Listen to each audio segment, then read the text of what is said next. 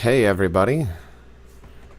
Today, I was going to talk a little bit about a few subjects, but I would just like to say that, what do you call it? Astrology, or whatever you call it, is really stupid.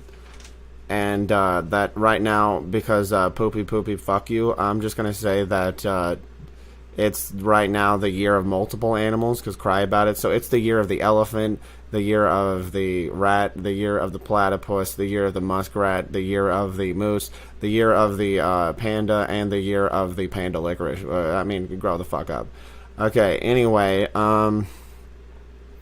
let's see here. I guess what I'll get to first is what I was going to say was, you know how animals have tailbones that connect to their tails?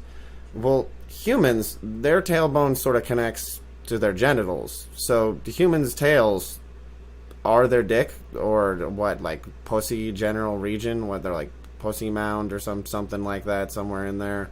So like, if you really think about it, like animals, like my brother was saying, the reason that they're so stupid is because they have to have a tail just to deal with, their tailbone. And, it kind of limits their flow in their body a certain way. And it causes certain issues that, humans don't have, but they have other issues like prostate cancer way more likely than animals like dogs and cats and other things. Due to any sort of misalignment or the tailbone, dragging into any of the tissues around it. That's why the tailbone has to be really well aligned, or else you're going to get all sorts of crotchal issues. And there's a lot of people out there that'll tell you to work out wrong and ruin your chances of not being in prostate pain the rest of your life, basically. That's basically explains why, in a certain way, nervous system wise, why, like when a dog, you step on its tail, or a cat, even lightly, they kind of scream in agony. Because, ordinarily, the nerves there, which probably still semi-connect to their crotches, they on a human or something, for example, they go to your dick, and people kind of scream in pain when you lightly step on their penis, to say the least. Just saying. So, I guess I'll move on to what I was actually talking about. Previously, in another live stream, I'd already talked about megapixels a little bit, in relation to video games. Now, all I was going to say here really is just, when you have, pixel zones or wire mesh zones, then, it's more like, like I said, like the concept of a megapixel, where it's a much larger zone.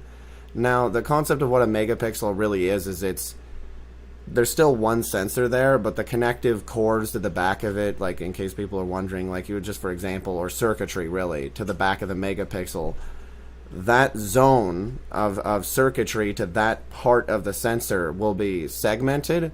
So you'll have segmented circuit zones going to dedicated cores of a processor, so it's handling each pixel zone independently, and that's all to prevent starring. And that's sort of symbolic of what I was saying with the because I know they don't have pixel pipelines, so they can't do what AMD or ATI could, which is, like each pixel is literally like a reference zone that is circular, Instead they have to, on NVIDIA, have way larger gray-to-gray circles within geometric, like basically the equivalency of the wire mesh, on surfaces.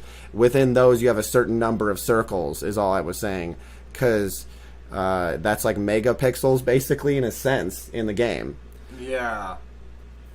Well, here's something interesting. When I was, I guess you can move it, if that doesn't hurt everybody's ears. Who gives a shit about their ears? Yeah. Their little, tender, tainted ears. Anyways, my Haven Valley 2050 story. I had this idea that everybody will have gotten around to cell phone processors that actually function as like one. There's just like a grid work, mesh work on the back plate of the phone where the battery is coming right out of the battery all over it with a bunch of pin connection points. And that goes right into a mesh grid work of tiny nano processing strips that glow as they process. The energy of processing is the glow. Then those are all cross-mesh knitted as it's like a screen over the battery. And then it's like the intention of the maker of, like, say, a video game or application for that device would be that the amount of energy that the battery puts out, like programmed for zeros and ones, like the original programming, that's the color for the program, that's all of it running in and of itself, and the battery is the storage medium for the data as well, like how it used to be before radiation. Yeah, different types of broken down radiations of all sorts, sound waves and everything else combined. Light, energy. Yeah, all the broken radiations of the universe from everybody eating chemicals. I don't give a fuck. Of course that ruins everything. So I'm just talking about old technology and how it will return to in a newer form. So there's a little thought. Yeah, now the reason for megapixel zones is to control the sensor better. This is what I was going to say, because that's all I wanted to say about video games. Yeah. Is just that on a concept of megapixels, you have this thing going on where each pixel zone that goes to a processor in the camera that has cores for each, circuitry out the back of the sensor, so that the zone is defined there. That's how it works. They're supposed to... This is why you'll see pixel blocking when it can't properly do its job. It's supposed to prevent starring, especially in small sensors. Larger sensors have an easier time of this, and that's why bigger, infinitely huge, shitty DSLRs or cameras that are even bigger than that with sensors have an easier time. Because, like we already talked about in a previous live stream, all light is starring, and eventually every camera will work better as everything fixes. When it comes to everybody basically dying for making all light star and killing everything. So, the starring light, if it bleeds over between pixel, this is why sensors have gotten better, if it bleeds over between megapixel zones, say the starring can't be contained, then the megapixels will attempt to basically assert their processing zones manually. And there's more advanced sensors. This is why I was saying the Zacti is so primitive and it's not worth anything in the modern era, of course. It's because then you'll have giant what they call pixel blocks. You'll have individual cubes, however many there are, say 12 of them, 6 of them, whatever phone you have, however many megapixel zones that go to a processor cores individually. Then you'll have that amount of basically pixel blocking.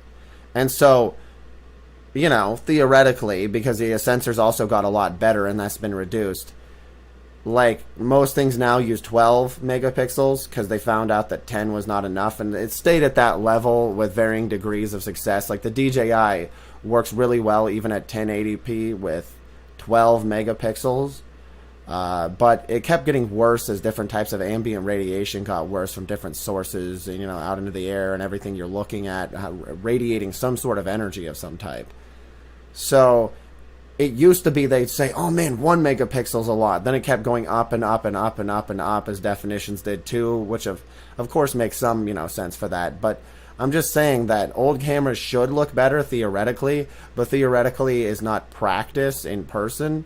So starring has a huge amount to do with it, and misplaced sound waves. That's the other part I was going to bring up. The reason why there's 2 bolstering sound cords and only 1 gold cord for on tons of old cameras up to even 2010 is because that supports it's an attempt. It's why the camera that I have now does it the best about anything could. It still has those cords, for plugging into things on it, even though it also has a micro HDMI. But it doesn't have the processing separately to prevent ambient radiation from the internet or the computer itself of spiking energy to ruin it. So it doesn't have any sort of fail-safe on it to have basically a secondary whole processing zone just for internet-related resources and things. So it doesn't work with the internet. But the concept here is the same, that it took what the Zacti was doing, or any other camera, even DV tape cameras that do RAW 720 within the amount of lines that they do, of course. It's not as good as modern day RAW 720 on some special camera. And it said that they basically said to make the flat images look better, because storage space was much harder to get a hold of back then, you know, bigger SD cards and even USB sticks some cameras use. I've seen it. They can't store much information, so instead it's individual pictures at different distances. Now, in the modern era, they have MPEG up to like MPEG 24, like 48, something crazy right now. They kept going up in recent years. And so it sort of, in a digital sense, replicates the flatter silver screen effect, but without the crystalline formations, to where, like I said, when you already scan in different ways, I already made a video about it, film, you could probably get a better 3D image. Now, like, MPEG is flat images. So the way that they would supplement this and why they look so bad is the combination of sound waves being sent and received from the camera through a magnetic strip or what have you, trying to stabilize the megapixels or stabilize the, let's see here, like, stabilize the actual flat images into rounded images. So why you'll see pixel blocking within pixel blocking in old video files is the sound waves are being corrupted as well, and it's not doing it well enough. You know what I mean? It was a continuous struggle and an uphill battle as everything's radiation ambiently and everything got worse.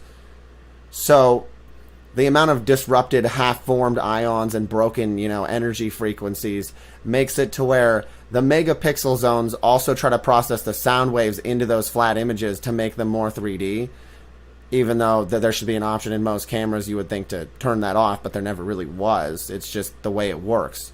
So those images get rounded by sound waves, basically sonar that comes and goes in a really primitive form, and that's applied to the flat MPEG images to make them rounded and, like, hopefully wrap all the way around them.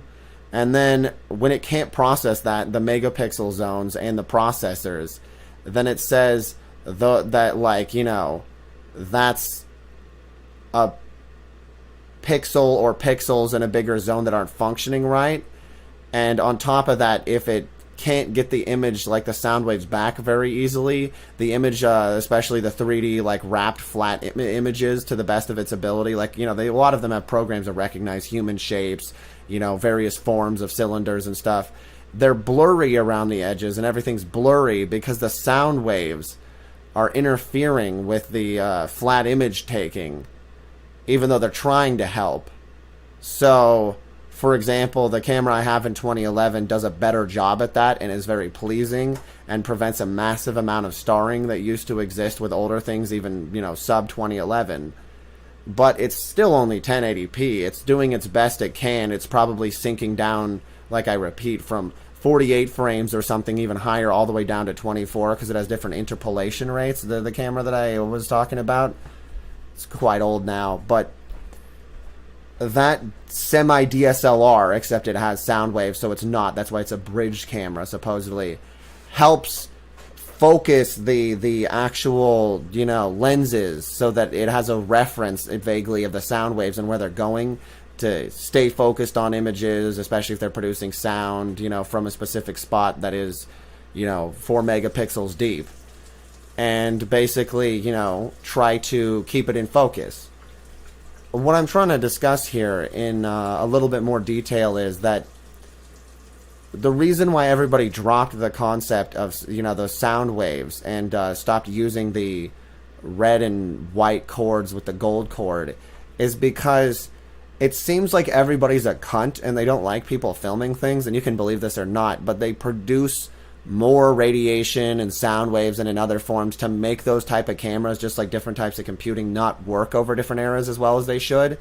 Trying to basically, in my opinion, be cultist and plunge everybody into the Stone Age. You see these people everywhere. They hate modern cell phones. They hate the convenience of anything and everything. of being able to purchase things on your phone in an instant, or tablet, or even computer, etc. They hate the concept that you don't have to order things out of a catalog. They want the past back. And they eat these chemicals, and it breaks down all of their frequencies and makes it all into a redshift. And they try to use that redshift against everything, especially infrared cameras, which used to be the standard. And that's why they've switched to UV, because UV is a black light frequency. Purple, all the different ones, UV blue, purple, all these things that used to come out of neon. You see, there used to be so much ambient radiation from everybody's degeneracy. And I'd like to see it a return just because it's pretty too, that they'd put upper atmosphere gases, the same type that filter the sunlight and make the sun's rays not as cancerous, which is why there's so many in the upper atmosphere, from all this radiation, to protect against it. Well, it's the same concept there. Like, it produces healthy ions, these neon tubes. And then people like hanging out around underneath them after watching a movie when it's out on the front, or a gas station or something, finishing a phone call or doing anything, or what have you, you know what I mean? So I'd like to see some, hyper-accelerated gas, like I've already said in other videos, implemented into various cameras in between the lenses that's ionized to where it's a form of sort of neon to, draw in more energy and light, because more excited particulates with light even coming through them, even if it's UV or even if it's not, still brings in light better and cleans it up as it enters, reduces starring through the different, stacked lenses in between them. It's the same with projectors I've talked about and everything else. Fuck you, pay me. So, at the end of the day, the problem isn't that the images need more megapixels. The problem is that images need better ability to reduce ambient radiations in the environment. I mean, hell, the broken waves of heat off of the ground, which is why there's multiple editions, I have the oldest one of this camera, make it to where at a distance it's hard to resolve images if it's too hot, for example, even at all. So on a cool day with maybe some clouds overhead and not much, bleeding off of any surface, you can view further than on a really hot day, for example. Now, people have gotten so much better at this than, for example, a Fujifilm camera with a super long zoom, or Sony or Nikon or anything of the modern era.